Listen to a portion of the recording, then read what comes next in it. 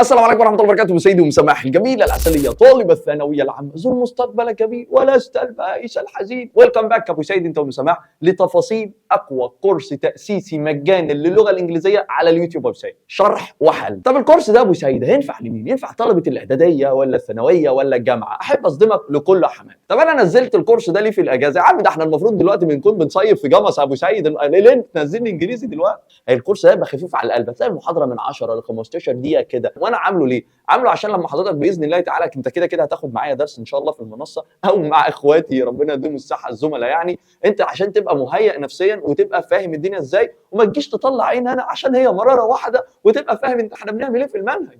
طيب تعالى بقى ما اقول لك تفاصيل الكورس والمحاضرات والكتاب اللي احنا نشتغل منه، بس ملحوظه بسيطه عشان نكمل للاخر. اولا الكورس مجانا تماما 100% مجانا.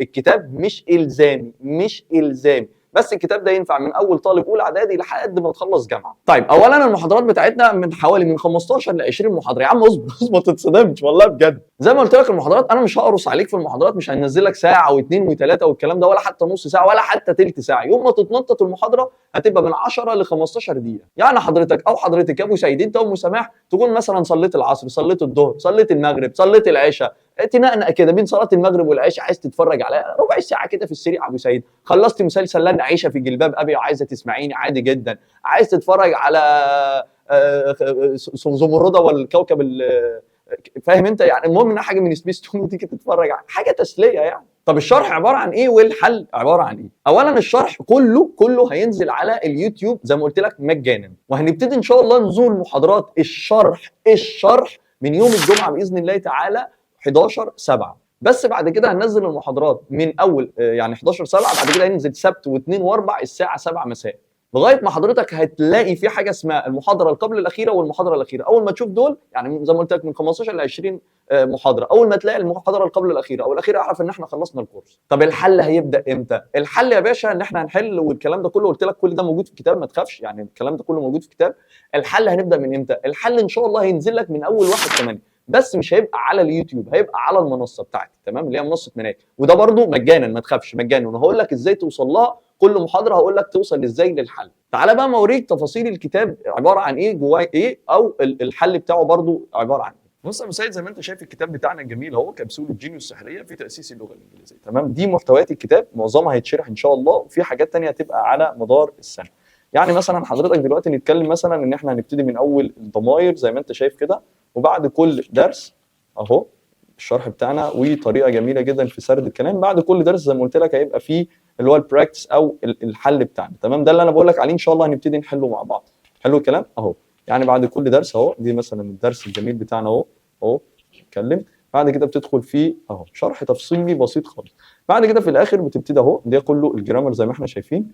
بنيجي في الاخر بقى خالص بتلاقي فيه عندك جزء اللي هو المهارات، وجزء الترجمه، وعندك برضو جزء اللي هو القطع، تدريب على القطع، وفي الاخر خالص حاجه جميله جدا اللي هو قاموس كلمات. يعني من الاخر الكتاب انت مش محتاج حاجه تانية خالص في التاسيس، وزي ما قلت لك هيفضل موجود معاك لسنين قدام وهتحتاجه بطريقه جميله جدا. وبرضه نرجع ونكررها بدل المره 1000، الكتاب مش الزامي.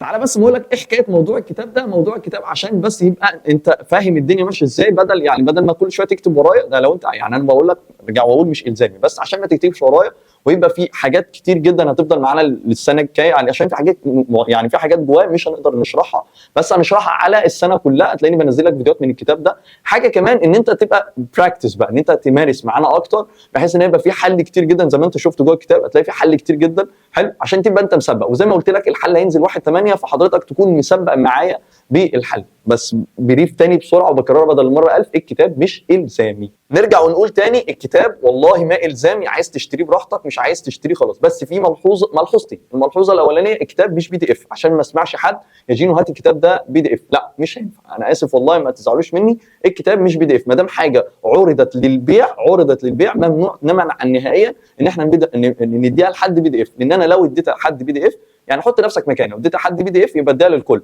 ولو بعتها يبقى تتباع للكل، الا اذا ان انا عامل لك كمان تخفيض على الكتاب بالشحن مهما كانت محافظتك ايه. لو انت في كوالالمبور هو ب 280 جنيه بالشحن. وحاجه كمان صغنونه، وانت جاي لك الكتاب يعني يا ريت تقول لنا الهديه اللي جات لك مع الكتاب ايه، لان كل واحد هيجي له هديه مختلفه عن التاني. اعمل لي بقى مثلا فيديو منشن على التيك توك جينو تي في 2 نفس الاسم ده كده هتلاقيني تمام، اعمل لي منشن هتلاقيني برد عليك، اعمل لي منشن في ستوري، الكلام ده كله. شوف بس الهديه اللي جات لك ايه وانا هرد عليك يعني. طيب انا اطلب الكتاب منين؟ بص كده في الديسكربشن تحت هتلاقي في الرقم بتاعنا او الرقم اللي ظهر قدامك ده اللي هو 010 70 71 72 11 او 010 70 71 72 12 او 010 70 71 72 13. قول له انا عايز كتاب اللي هو الكبسوله السحريه، كبسوله جينيو السحريه في تاسيس اللغه الانجليزيه يا خالتي شلبيه. احنا ما عندناش خالتي، ما تقولوش خالتي شلبيه، ما فيش خالتي شلبيه. ملخص بقى سريع، يبقى ان شاء الله المحاضرات هتنزل معانا من اول يوم الجمعه الجايه 11/7 باذن الله الساعه 7 مساء، وسبت واثنين واربع بعد كده المحاضرات اللي هي الشرح سبت واثنين واربع باذن الله تعالى الساعه 7 مساء، وبدايه الحل تمام بدايه الحل 1/8 ان شاء الله. بس يا سيدي اشوفكم بقى ان شاء الله في المحاضرات، وارجع اقول تاني احنا عملنا الكورس ده عشان ما نطلعش عينيا انا وزملاتي في المنهج يا ابو سيد انت سامح.